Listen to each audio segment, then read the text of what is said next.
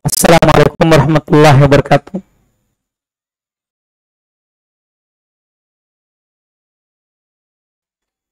Nahmaduhu wa nasta'inuhu wa nastaghfiruh wa na'udzu billahi min syururi anfusina wa min sayyiati a'malina. May yahdihillahu fala mudilla lahu wa may yudlil fala hadiyalah. Asyhadu an la ilaha illallah wahdahu la syarikalah wa asyhadu anna Muhammadan abduhu wa rasuluh sallallahu alaihi wa ala alihi wa ashabihi wa man tabi'ahum bi ihsan ila yaumiddin, amma ba'd. Al-ikhwan wal akhwat, kaum muslimin wal muslimat, jamaah salat maghrib rahimani wa rahimakumullah. Alhamdulillah, pada malam hari ini kita di majelis kedua di pembahasan Kitab Tauhid, kitab kumpulan tulisan tentang tauhid, yang mana kita masih di awal pembahasan setelah penulis Al-Imam Al-Mujaddid Syekhul Islam Muhammad ibn Abdul Wahhab menyebutkan judul Kitab Tauhid, maka beliau menyebutkan beberapa ayat terkait dengan pentingnya bertauhid. Di pekan lalu beliau sebutkan ayat pertama bahwa bertauhid itu adalah hikmah dari penciptaan kita. Sekarang kita akan baca ayat kedua yang beliau sebutkan terkait dengan pentingnya bertauhid. Kata beliau rahimahullah, wa qauluhu ta'ala, wa laqad ba'atna fi kulli ummatin rasulah an i'budullaha wajtanibut taghut. Dan firman Allah Subhanahu wa ta'ala, kata beliau, walaqad ba'atna, sungguh kami telah mengutus, fi kulli ummatin rasulan, pada setiap umat seorang rasul. Jadi tidak ada satu umat manusia pun kecuali ada rasulnya. Itu penegasan dari Allah. Sungguh kami telah mengutus pada setiap umat seorang rasul. Seruannya, ani'budullah wajtanibut taghut. Hendaklah mereka menyembah Allah dan meninggalkan yang namanya taghut, seluruh sembahan selain Allah. Dengan ayat yang kedua ini, penulis ingin menyampaikan secara jelas kepada kita bahwa bertauhid itu adalah ajakan seluruh nabi dan rasul Allah. Seluruh rasul dari awal sampai akhir, mulai dari rasul pertama Nabi Nuh sampai rasul terakhir Nabi Muhammad, semuanya mengajak umatnya untuk menyembah Allah saja dan menjauhi yang namanya taghut, menjauhi yang namanya sembahan selain Allah Subhanahu wa ta'ala. Dan ayat yang semakna dengan ini sangat banyak sekali. Misal, kita bisa melihat dan membaca ayat di dalam surat Al-Anbiya terkait dengan para nabi dan para rasul. Allah katakan kepada nabi kita Muhammad sallallahu alaihi wasallam, wa ma arsalna min qablika min rasulin illa nuhi ilaihi annahu la ilaha illa ana fa'budun. Kata Allah kepada Nabi Muhammad, tidaklah kami mengutus sebelummu wahai Muhammad seorang rasul pun kecuali pasti kami wahyukan kepadanya bahwasannya tidak ada yang berhak disembah kecuali saya. Fa'budun, maka sembahlah saya. Beribadalah hanya kepadaku. Ini juga yang Allah Subhanahu wa ta'ala katakan Di dalam surat Ar-Ra'd, Allah perintahkan Nabi kita Muhammad sallallahu alaihi wasallam untuk berkata, "Kul," katakan wahai Muhammad, "Innama umirtu an a'budallaha wa la usyrika bihi syai'a." Bayangkan. Katakan wahai Muhammad, sungguh saya ini hanya diperintahkan untuk beribadah kepada Allah, tidak menduakannya dengan sesuatu apapun. Kalau ada orang berkata bahwa berdoa kepada batu, pohon, kuburan orang soleh, itu adalah bagian dari agama Islam, maka dia telah berdusta. Karena Nabi Muhammad diperintahkan di dalam Al-Quran oleh Allah, "Kul," katakan wahai Muhammad. Ini kita bisa baca ini. Ini surat Ar-Ra'd 36. Iya. "Kul," katakan wahai Muhammad. Jadi ini perintah dari Allah.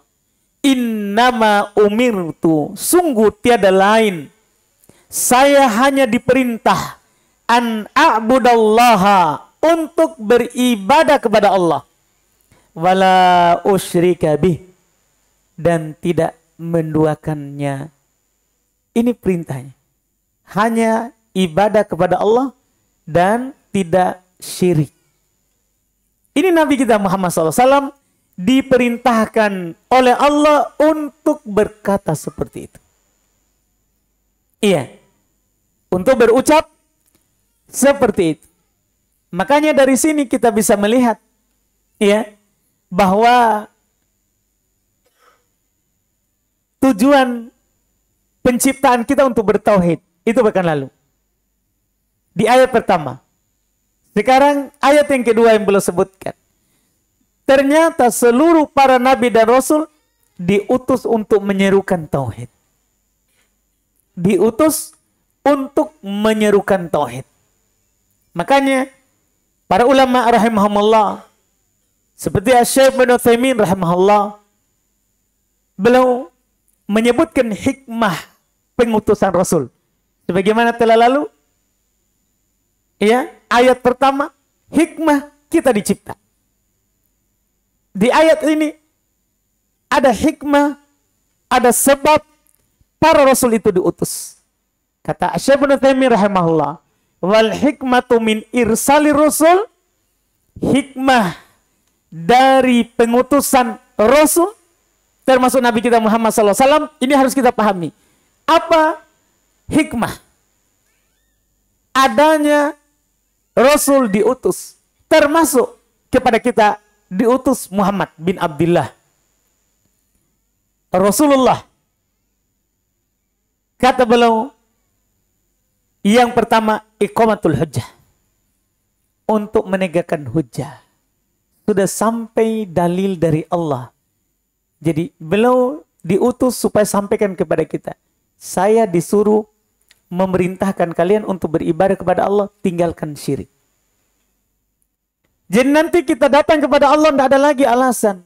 Ya Allah, belum sampai kepada saya, bahwasanya saya disuruh hanya menyembah kepadamu. Tidak ada lagi alasan itu. Karena sudah diutus kepada kita Rasul. Kecuali memang kita hidup tidak tahu Rasul ada. Tapi saya yakin, untuk kehidupan kita ini yang sekarang ini, biar orang di sana yang menyembah laut, sungai, pohon, bahkan orang soleh, mereka kan bersyahadat. Ketika dia sudah bersyahadat, berarti tahu ada Rasul. Dan hikmah adanya Rasul adalah memberikan dan menegakkan hujjah. Ini saya diutus untuk ini. Allah berfirman, rusulan mubasysyirin wa mundirin. Para rasul itu tugasnya memberikan berita gembira dan memberikan peringatan. Li'alla yakuna linnasi 'alallahi hujjatum ba'dar rusul. Supaya tidak ada lagi bagi manusia itu hujjah, alasan nanti di hadapan Allah setelah diutus Rasul. Perhatikan ini hikmah. Ini di surah An-Nisa 165. Jadi tujuan Rasul diutus supaya memberikan berita gembira kepada kita. Kalau kamu taat, surga. Kalau kamu tidak taat, Iya, neraka. Karena hanya ada dua. Hanya ada dua. Man ata'ani, kata Nabi. Man ata'ani dakhalal jannah. Wa man asani faqad aba. Siapa yang mentaatiku, mengikuti apa yang saya ingatkan. Iya. Dan meninggalkan apa yang saya peringatkan, masuk surga. Waman asoni, dan siapa yang durhaka, tidak menerima. Rasul bilang ke kanan, ke kiri. Tidak mengikuti. Faqad aba, berarti dia tidak mau masuk surga. Tidak mau masuk surga. Ini pernyataan langsung dari Nabi. Iya. Karena surga ini tidak bisa kita dapat dengan berhayal saja, mengikuti mimpi yang kita mimpikan, atau bertapa di goa. Iya, enggak. Surga itu didapat dengan mengikuti ajakan Nabi. Wa ma atakumur rasulu fakhudhuh wa ma nahakum anhu fantahu. Apa yang dibawa oleh Rasul, ambil. Apa yang dilarang oleh Rasul, tinggalkan. Qul in kuntum tuhibbunallaha fattabi'uni yuhibbukumullah. Katakan bahwa Muhammad, jika kalian benar-benar mencintai Allah, ikuti saya, maka Allah akan mencintai kalian. Jadi cinta Allah kita akan dapatkan kalau kita ikut Nabi. Kalau ada orang cinta kepada Allah, mengaku wali Allah, orang yang dicintai oleh Allah, tapi tidak ikut Nabi, bukan itu. Dia tidak dicintai oleh Allah. Itu hanya pengakuan. Karena sudah seperti itu yang Allah katakan. Iya. Ini tujuan dari pengutusan Rasul. Memberikan kabar gembira bagi yang taat. Dan memberi peringatan bagi yang durhaka. Hati-hati, kita di golongan mana? Apakah yang diberi kabar gembira? Atau kita yang malah diperingatkan karena kedurhakaan? Iya. Ini hikmah pertama. Yang kedua, kata Syekh Ibnu Utsaimin, ar-rahmah. Masya Allah. Hikmah dari pengutusan Rasul adalah bentuk kasih sayang Allah kepada kita. Allah sayang kita, makanya diutus Rasul. Kalau Allah tidak suka dan tidak sayang kepada kita, ngapain kita diutus kepada kita Rasul? Ia mengarahkan kita kepada kebaikan dan memperingati kita jika kita bengkok. Dan jadi ini dengan adanya Nabi Muhammad, berarti kita ini disayang oleh Allah. Allah berfirman, "Wa ma arsalnaka illa rahmatan lil alamin." Tidaklah kami mengutusmu, wahai Muhammad, kecuali itu sebagai rahmat terhadap alam semesta ini. Alhamdulillah kita punya Rasul. Bersyukur kita. Bersyukur kita punya Nabi Muhammad. Itu tandanya Allah cinta dan Allah sayang kepada kita. Syukur. Dengan meyakini dalam hati bahwa itu nikmat. Ucapkan dengan mulut, alhamdulillah. Amalkan dengan anggota badan. Perlihatkan kalau kita orang bersyukur. Dengan mengikuti apa yang Nabi bawa. Dan menjauhi apa yang Nabi larang. Karena pengutusan Muhammad bin Abdullah itu adalah merupakan nikmat terbesar untuk kita, kaum muslimin. Laqad mannallahu 'alal mu'minin idz ba'atsa fihim rasulan min anfusihim. Allah telah memberikan minnah, anugerah besar, nikmat besar kepada orang-orang yang beriman. Tatkala Allah mengutus kepada mereka seorang Rasul dari kalangan mereka. Dari kalangan manusia. Nggak tahu bagaimana nasibnya kita kalau Rasulnya dari kalangan malaikat. Bagaimana nasib kita kalau Rasul itu dari kalangan jin. Gimana kita? Iya. Ini nikmat. Rasul itu dari kalangan manusia. Maka nikmat ini jangan telantarkan. Jangan ditelantarkan. Iya. Ini hikmah dari pengutusan Rasul kedua. Yang ketiga, kata Syekh Ibnu Utsaimin, bayanut tariqil musil ilallah. Li'annal insana la ya'rifu ma yajibu lillahi ala wajhi tafsiri illa an tariqir Rasul. Masya Allah. Di antara hikmah, tujuan dari diutusnya Rasul kepada kita adalah menjelaskan kepada kita jalan menuju Allah. Bayangkan kalau tidak ada Rasul, kita tidak tahu untuk menuju surga itu harus kita lakukan apa. Jelas kalau mau lihat, seandainya kita tidak punya Rasul, lihat saja hewan. Tidak ada Rasul di kalangan hewan. Bagaimana dia hidup? Iya, bagaimana dia hidup? Makannya tidak diatur, halal haram, tidak ada. Hewan itu membahayakan badannya, tidak membahayakan badannya, tidak ada kepeduliannya. Kawin, istri orang, istri sendiri, semua. Anaknya dikawini, hewan, Pak. Iya. Ketika dia dilahirkan jantan, ibunya nanti dia kawini. Hewan. Kalau tidak ada Rasul, begitu. Tapi karena kita ini alhamdulillah, kita punya Rasul. Sehingga Rasul inilah yang menjelaskan kepada kita jalan menuju Allah. Ini yang Allah ridhoi untukmu. Ini Allah tidak ridho. Ini halal bagimu. Dan ini haram untukmu. Ini membahayakanmu kalau kamu lakukan. Kalau ini makanan kamu makan membahayakanmu. Kalau ini minuman kamu minum membahayakanmu. Dan ini tidak membahayakanmu. Ini halal untukmu. Kalau kamu makan ini berguna, bermanfaat. Kalau kamu minum ini berguna, bermanfaat. Tidak membahayakan dirimu. Dijelaskan semuanya. Dunia dijelaskan. Apalagi akhirat. Dijelaskan hal-hal yang membuat kita dan menjadi sebab kita masuk surga. Menjauhkan kita dari yang namanya neraka. Yang nanti ketika kita menuju Allah dan kembali kepada Allah Subhanahu wa taala. Ini hikmah ketiga. Menjelaskan jalan untuk menuju Allah. Karena kata beliau, li'annal insana la ya'rifu ma yajibu lillahi ala wajhi tafsir.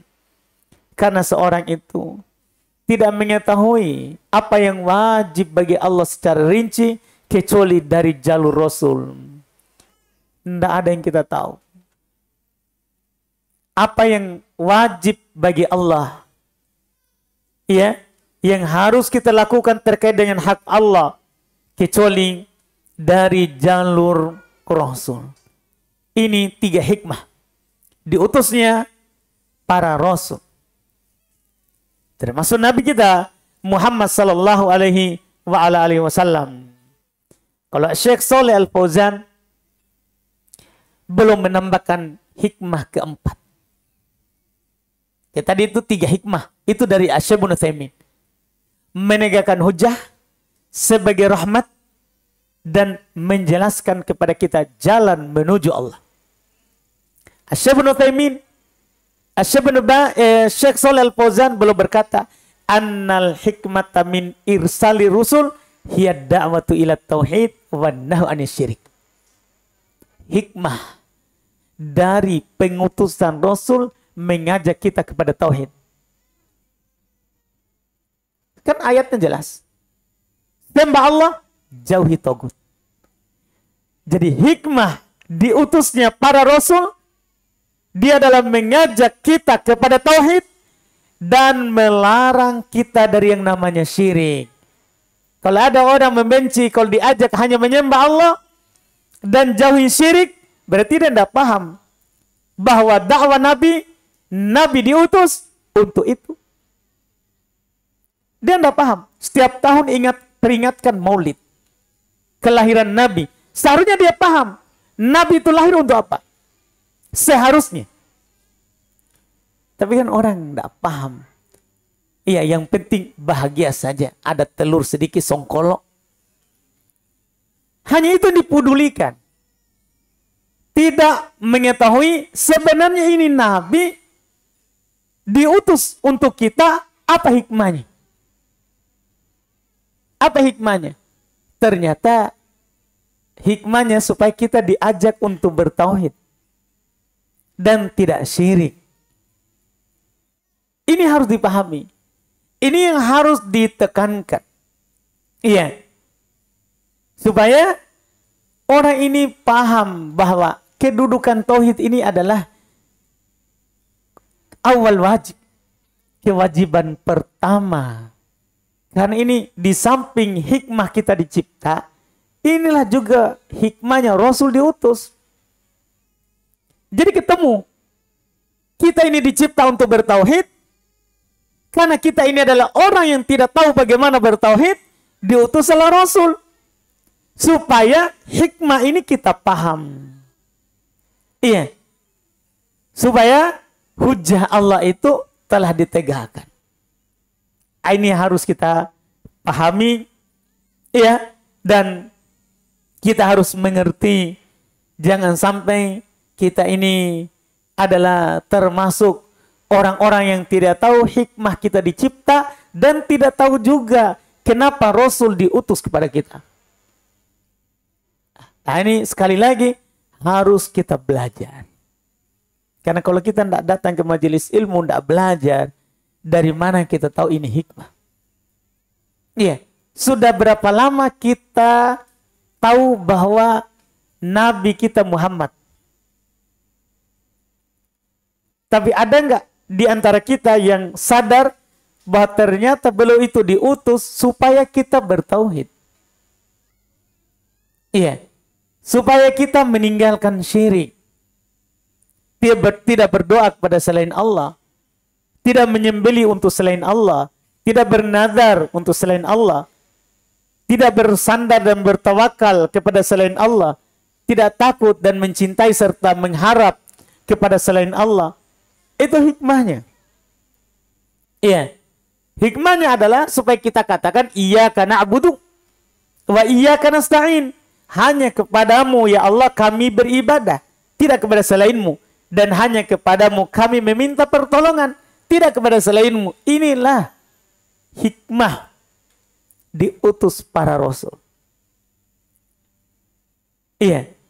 Ini kandungan dasar dari ayat yang ada di hadapan kita ini. Ayat kedua. Ayat ketiga kita baca, mudah-mudahan cukup waktu.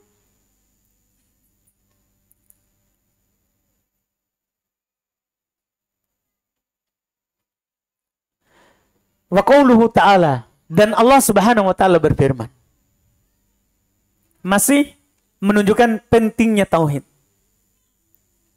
Wa qada rabbuka alla ta'budu illa iyyahu wabil walidaini ihsana imma yablughanna 'indakal kibara ahaduhuma aw kilahuma fala taqul lahumā uffin wala tanharhuma wa qul lahumā qawlan karīmā wakhfid lahumā janāha dhulli minar rahmah wa qur rabbirhamhumā kamā rabbayani shaghīra. Ini yang belum maksudkan adalah potongan awal. Cuman belum sampaikan ayatnya lengkap ya 23 dan 24 di surat Al-Isra. Firman Allah Subhanahu wa taala, "Wa qada rabbuka." Rabbmu menetapkan. Qada itu bisa bermakna wassa, mewasiatkan. Bisa juga bermakna syara'a, mensyariatkan. Dan bisa juga bermakna amaro, memerintahkan. Jadi kalau kita artikan dengan tafsir itu, kalau Ibn Abbas, demikian pula Ubay ibn Ka'ab dan Ibn Mas'ud menjelaskan makna qada adalah wassa. Berarti tafsirnya adalah wa qada rabbuka. Rabbmu mewasiatkan. Jadi wasiat. sesuatu yang penting. Kita pahamlah kalau wasiat. Sesuatu yang penting. Robmu mewasiatkan. Ulama tafsir yang lain bermakna seperti Ibnu Jarir, beliau juga nukil dari Ibnu Abbas, qada maknanya amaro. Berarti terjemahannya wa qada rabbuka, Robmu memerintahkan. Ada juga di sana tafsir lain dari makna qada bermakna syara'a, mensyariatkan. Mensyariatkan. Berarti terjemahannya wa qada rabbuka, Rabbmu mensyariatkan. Alla ta'budu illa iya. Untuk kalian tidak beribadah kecuali kepadanya. Ini ketetapan Allah. Ini perintah Allah ternyata. Tauhid ini sudah hikmah penciptaan kita. Ini ayat Masya Allah. Kalau antum melihat susunan penulis indah. Mulai dari kita. Hikmah penciptaan kita beribadah kepada Allah. Kedua Rasul. Hikmah pengutusan Rasul supaya kita beribadah kepada Allah. Ternyata penciptaan kita untuk beribadah. Para Rasul mengajak kita untuk beribadah. Ternyata itu memang ketentuan Allah. Itu ketetapan dari Allah. Allah ta'budu illa iya.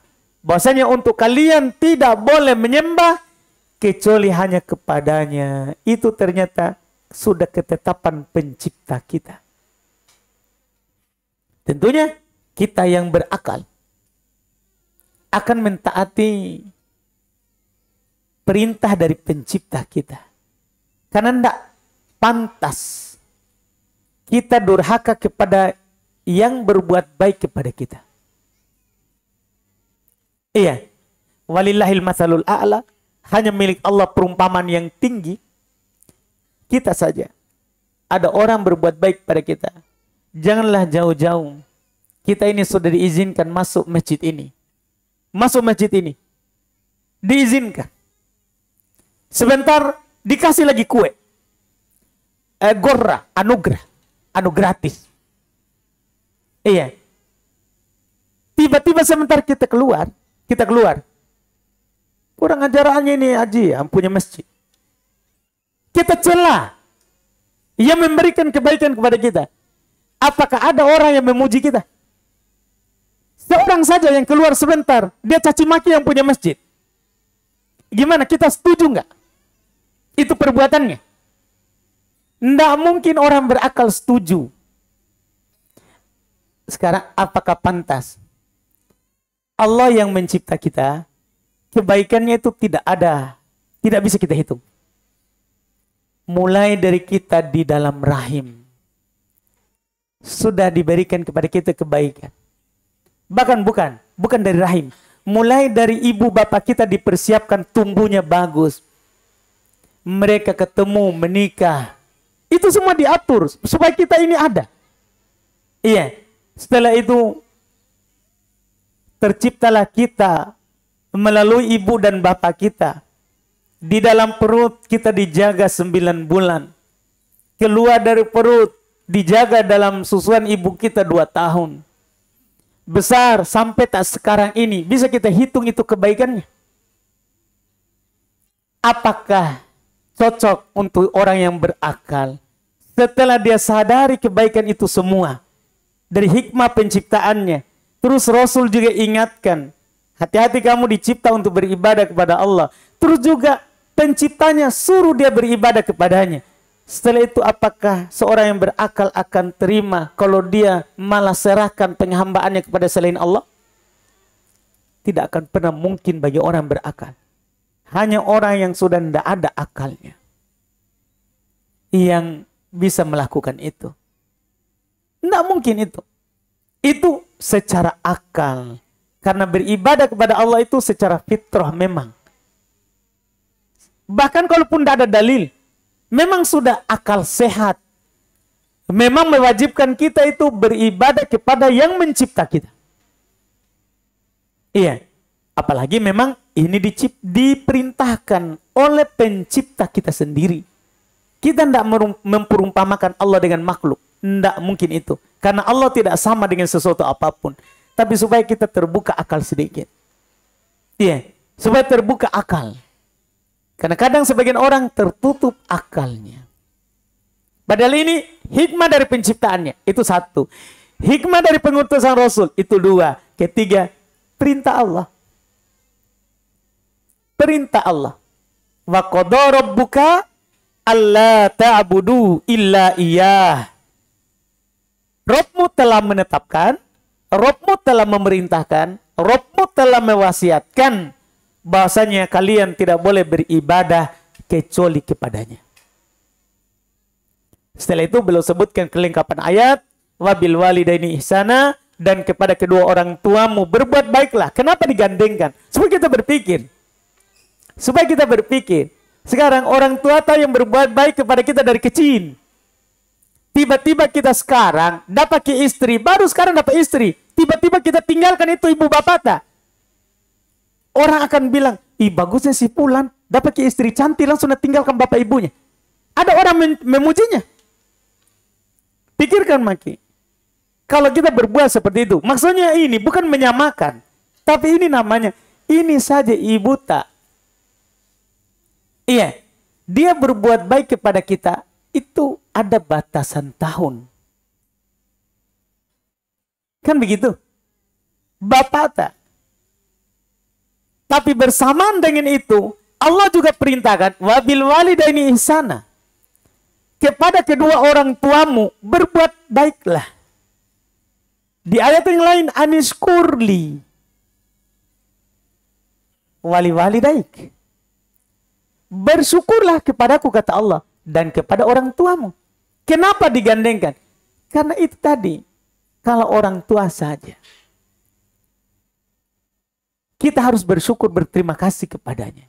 Bagaimana lagi yang menciptakan kita? Dari mani. Mimma'im mahin. Dari air yang hina. Coba bayangkan. Siapa yang mau minum mani? Ada yang? Siapa tahu mau gitu? Iya, ketawa ibu-ibu. Nggak ada orang, karena ini mani air hina. Air yang hina. Dari situlah kita dicipta. Siapa yang menciptakan kita? Allah. Karena tidak semua mani itu jadi anak. Kalau seandainya semua mani jadi anak, sudah nih. Keluar mani di celana jadi mungkin anak. Tapi kan itu tidak berdiri sendiri. Kalau begitu bahaya sekali, nanti orang mimpi basah tiba-tiba jadi anak. Tapi kan tidak begitu. Tidak berdiri sendiri itu sebab.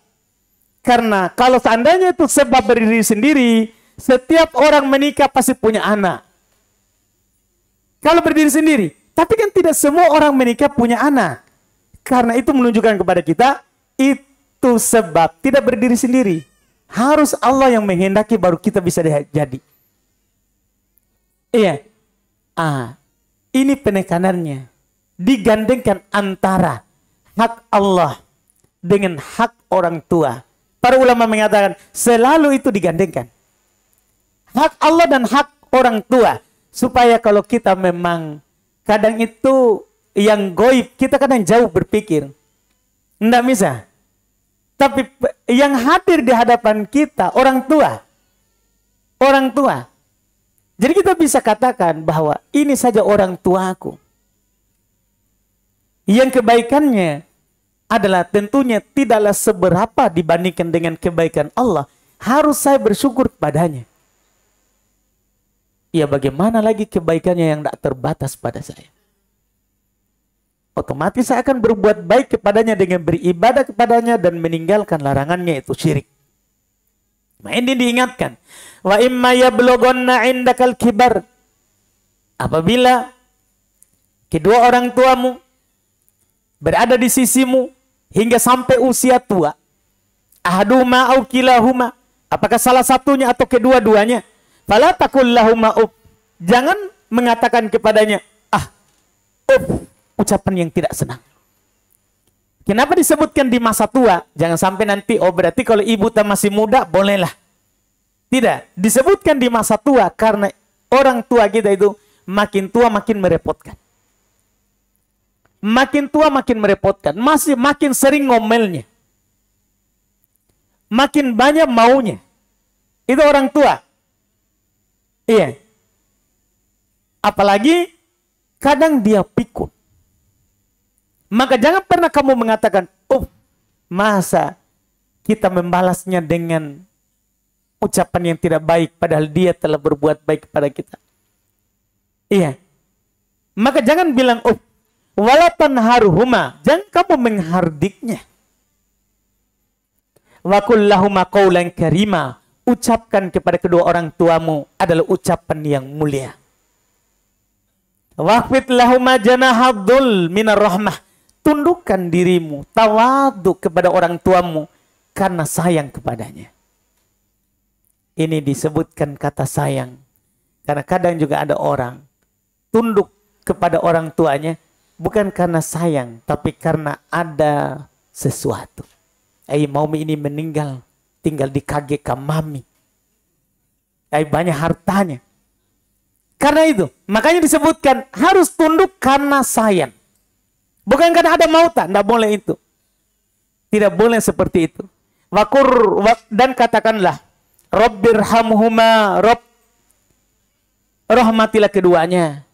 Kama rabbayani shogiro, sebagaimana keduanya mentarbiyah, menjaga, itu namanya tarbiyah, menjaga, mendidik, memelihara kita saat kecil. Iya, ini yang paling penting adalah sebenarnya bukan penutup ayat, cuman di awal. Makanya di sebagian percetakan, ya, tidak disebutkan lengkap ini ayat, hanya menyebutkan potongan awal. Wa qadha rabbuka alla ta'budu illa iya. Rabbmu telah menetapkan bahwasanya kalian tidak boleh beribadah kecuali kepadanya. Ini dua ayat, mungkin ini yang bisa kita sampaikan di pertemuan ini. Dua ayat lagi ini. Masih ada lagi satu ayat selanya, ya. Dan juga masih ada dua ayat, ya, dan perkataan nanti beliau akan nukil ucapan dari Ibnu Mas'ud radhiyallahu taala anhu. Sisa dua ayat kemudian masuk hadis. Karena beliau sebutkan ayat dan hadis di awal pembahasan ini. Mudah-mudahan dimudahkan lagi di pertemuan pekan depan. Insyaallah kalau belum masuk waktu boleh kita bertanya. Fadhal.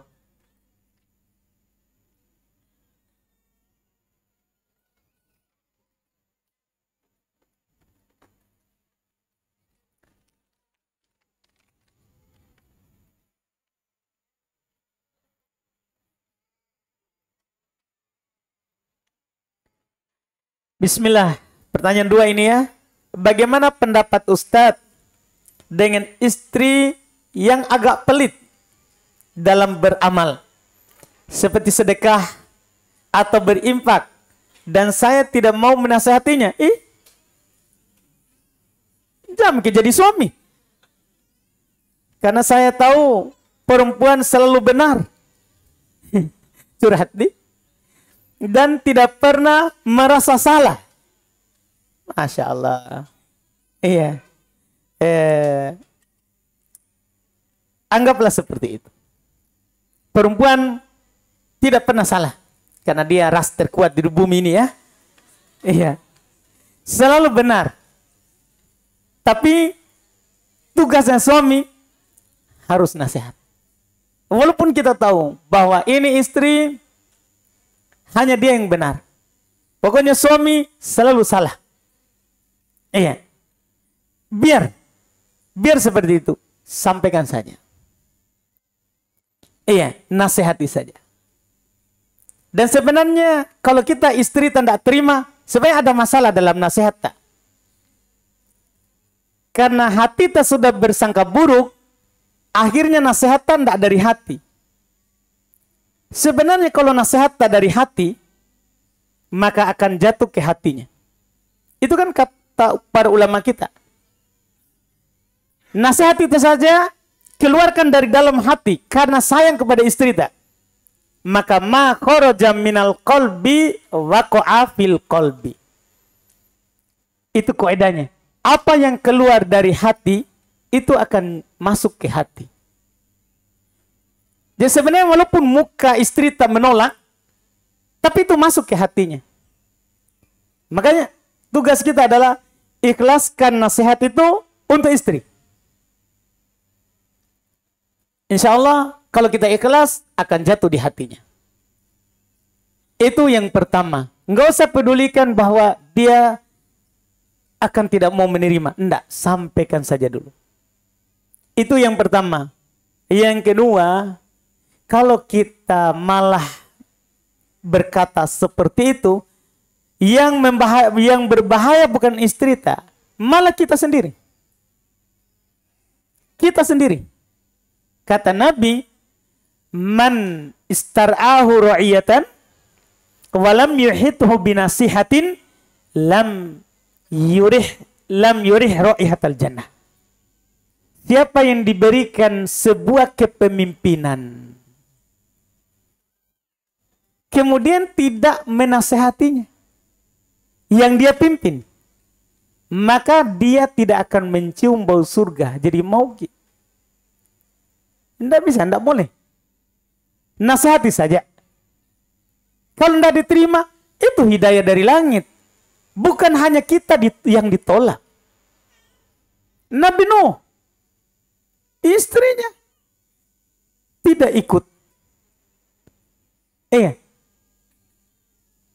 Nabi Lut, istrinya tidak ikut. Jadi kita bukan orang yang pertama ditolak nasihatnya. Nabi dan Rasul saja, istrinya ada yang tidak menerima nasihatnya. Apakah salah terhadap Nabi, Rasul? Tidak. Itu hidayah dari Allah. Yang salah adalah kalau tidak memperingatkan keluarga dekat. Karena kita ini diperintahkan untuk memberikan peringatan terhadap keluarga dekat.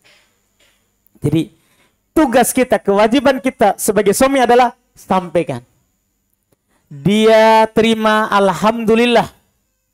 Kalau dia tidak terima, ya hidayah di tangan Allah. Jadi jangan sampai karena tadi itu membuat kita tidak menasehati istri. Tidak boleh. Pokoknya sampaikan saja.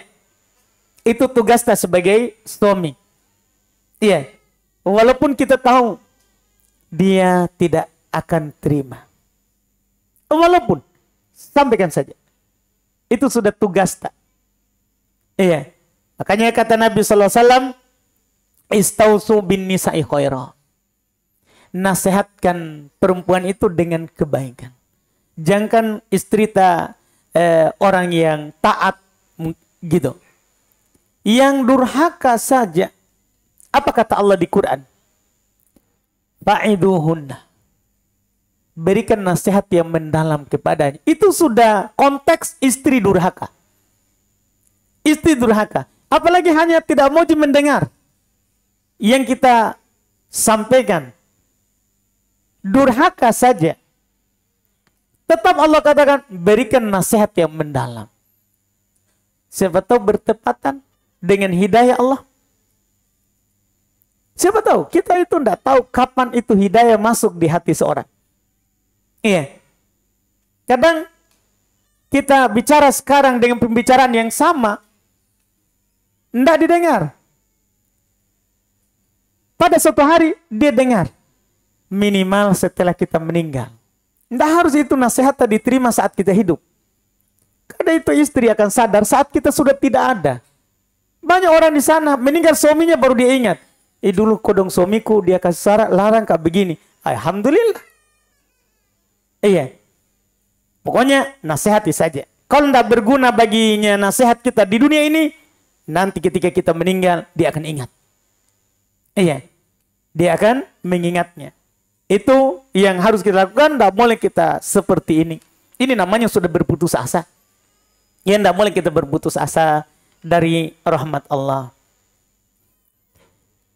Pertanyaan kedua, apakah di surga nanti Saya ketemu dengan istri saya lagi, Ustadz.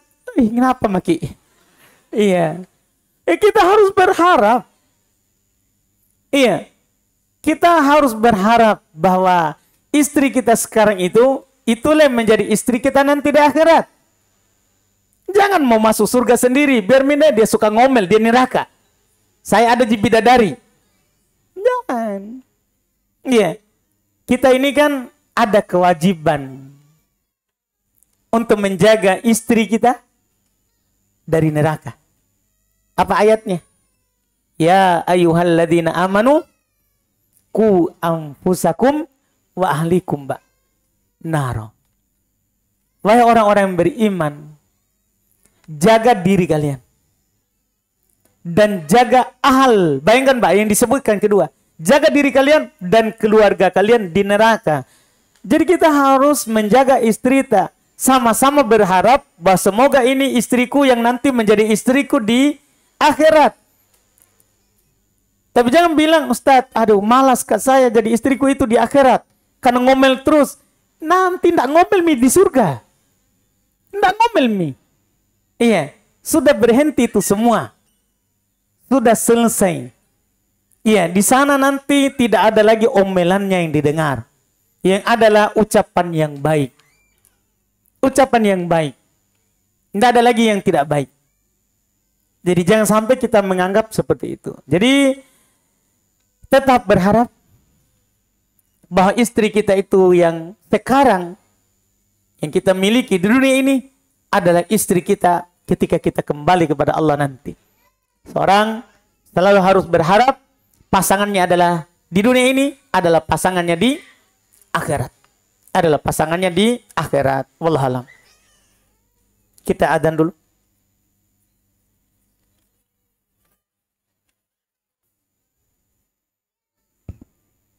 Kita lanjut sedikit, sini ada pertanyaan lagi. Apa keutamaan sholat 4 rakaat sebelum duhur dan asar? 4 rakaat sebelum asar doib ya haditsnya. Walaupun ada juga yang menghasankan kalau sebelum asar. Oleh karena itu tidak ada rawatib asar.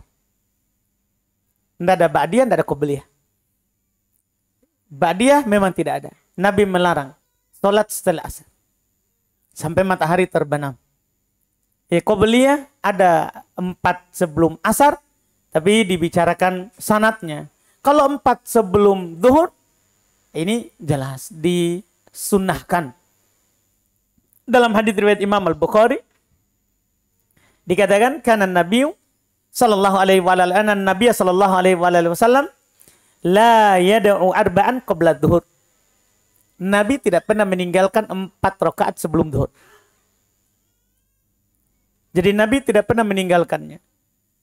Adapun kalau kita menanyakan keutamaannya, orang yang sholat 12 rakaat dalam sehari semalam, itu dibangunkan untuknya rumah di surga. Ya, itu dibangunkan untuknya rumah di dalam surga. Ya. Sebagaimana dalam hadits Nabi sallallahu alaihi wasallam.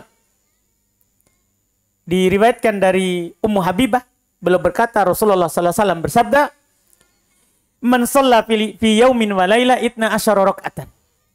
Siapa yang sholat dalam sehari semalam itu 12 rakaat.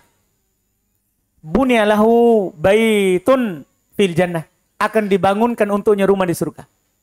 Setelah itu Nabi rinci 12 rakaat itu apa saja. Kata beliau, arba'an qabla dhuhur, 4 sebelum dhuhur. Wa raka'ataini ba'da, dan 2 rakaat setelahnya. Itu sudah 6. Sudah 6. Wa raka'ataini ba'dal maghrib, 2 rakaat setelah maghrib. Itu sudah 8. Wa raka'atain ba'dal isya, 2 rakaat setelah isya. Itu sudah 10. Wa raka'ataini qabla sholatil fajr, sholatil goda, 2 rakaat sebelum sholat subuh. Sudah adzan subuh. Sebelum melakukan sholat subuh 2 rakaat. Ini semuanya 12. Maka ini akan dibangunkan untuknya rumah di surga. Dalam sebagian lafaz dikatakan lam tamassahun nar, tidak akan disentuh oleh neraka. Ya, sama. Kalau dibangunkan untuknya rumah di surga berarti masuk surga, kan begitu. Berarti dia tidak akan disentuh oleh neraka. Ini keutamaan untuk yang 12 itu. Dan dalam hadits Bukhari Muslim dari dari Ibnu Umar, Nabi SAW tidak pernah meninggalkan 10. Yaitu 2 sebelum zuhur. Cuman kalau 4 sebelum zuhur, keutamaan itu khusus. Keutamaan khusus. Iya. Wallahualam. Apa hukumnya menyebut nama Abdullah dalam WC? Tidak apa-apa. Walaupun ada lafaz Allahnya, tapi itu kan sudah jadi nama orang. Sudah jadi nama orang. Iya. Nama orang seorang yang bernama Abdullah. Iya. Kalau ada orang tidak mau menyebutkannya dalam bab karena dia menganggap ada Allah, lafaz Allah, tidak apa-apa. Itu namanya min babil wara'. Tambahan ketakwaan. Tambahan pengagungan kepada Allah. Tambahan pengagungan kepada Allah Subhanahu wa ta'ala. Bagaimana kalau kita mimpi buruk terus? Mimpi itu tentang orang tua. Bagaimana pendapat Ustaz? Pertama, kalau kita memang membaca zikir sebelum tidur, sudah baca ayat kursi, ya, dan tidak menghayalkan orang tua kita sebelum tidur, maka itu dari Allah. Itu dari Allah. Maka apa yang kita lihat? Ya, itu kita membantu orang tua kita. Misalnya dia minta minum, berarti dia butuh sedekah dari kita. Dia butuh perbuatan baik kita atas namanya. Ya, nanti dilihat kita tidur bagaimana. Karena mimpi itu ada 3. Ada bunga tidur, ada dari Allah, ada dari setan. Kalau kita tidak baca doa sebelum tidur, tidak baca ayat kursi, itu dari setan. Kalau kita sudah baca ayat kursi, terus kita menghayal hal itu sebelum tidur, kemudian kita mimpi, itu namanya bunga tidur. Hayalan sampai ke mimpi. Iya. Hayalan sampai ke mimpi. Kalau kita tidak berhayal, sudah baca doa tidur, kemudian bermimpi, itu dari Allah. Itu dari Allah. Wallahualam. Karena setelah terputus pengutusan Rasul dengan diutusnya Nabi kita, maka tidak ada tersisa lagi kecuali mimpi yang baik. Kecuali mimpi yang baik.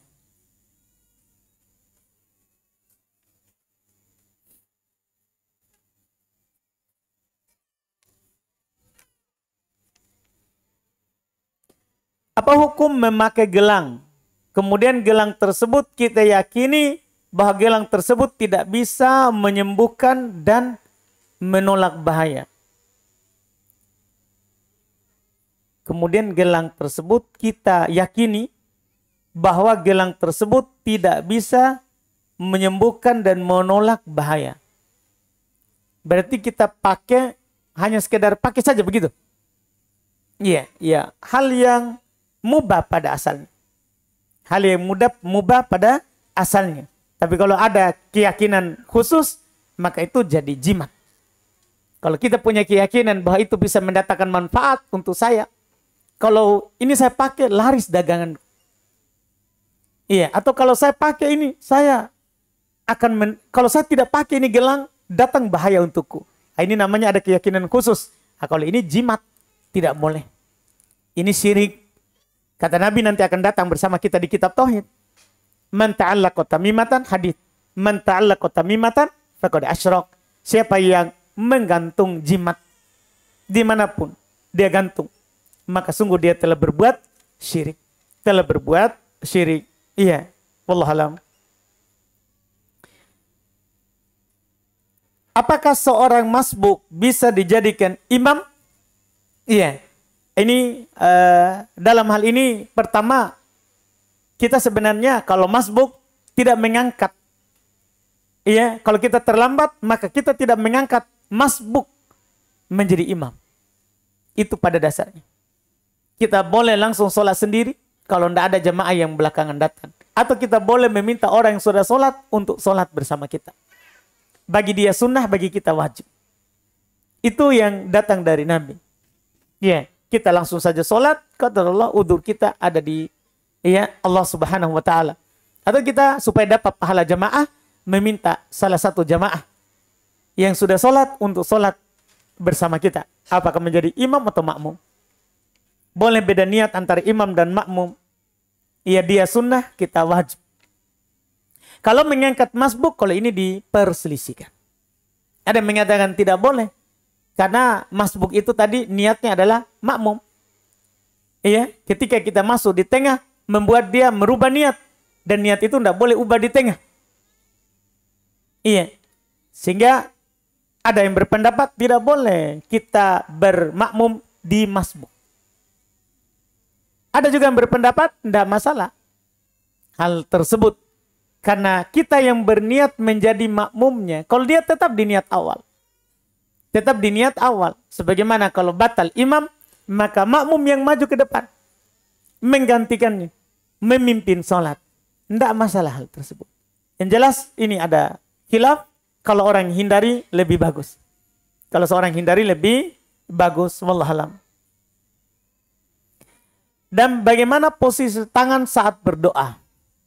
Apakah dirapatkan seperti nampung air di kedua telapak tangan? Atau tangan diangkat saling berjauhan? Sejajar bahu atau dada?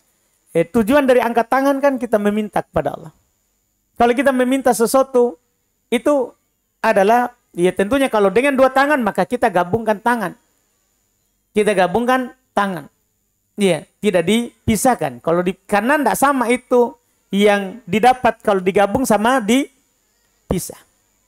Iya, maka disunahkan untuk digabung. Sebagaimana kalau kita meminta sesuatu, menggabungkan kedua tangan supaya banyak, maka tentunya itu yang kita harus pahami. Karena memang sebenarnya tidak ada keterangan yang jelas bahwa kedua tangan itu dirapatkan. Tidak ada. Cuman kita dianjurkan untuk mengangkat kedua tangan. Ya, pada dasarnya kedua tangan itu diangkat adalah dirapatkan. Itu pada asalnya. Tapi siapa yang memisahkannya tidak disalahkan. Tidak disalahkan. Karena memang dalam hadits mengangkat kedua tangan. Tidak terangkan satukan atau ringgangkan. Wallahualam. Kita sudah selesai dari pertanyaan yang masuk. Mudah-mudahan bermanfaat. Kita tutup. Alhamdulillah kita lanjut lagi di pertemuan akan datang. Semoga bermanfaat apa yang kita ambil di malam hari ini. Subhanakallahumma hamdik. Asyhadu an la ilaha illa anta astaghfiruka wa atubu ilaik. Assalamualaikum warahmatullahi wabarakatuh.